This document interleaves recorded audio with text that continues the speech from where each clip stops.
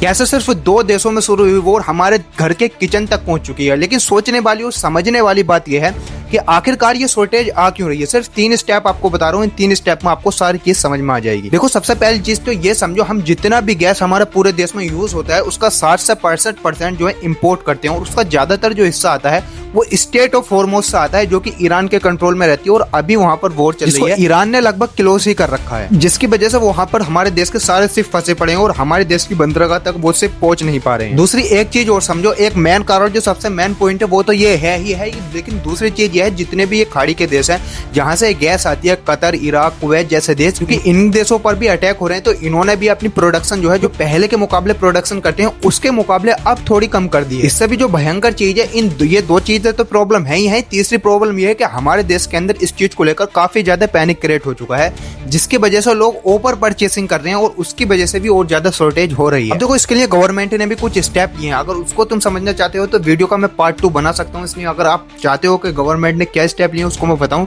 तो part 2 comment कर देना, मैं एक वीडियो और इसके ऊपर बना दूंगा।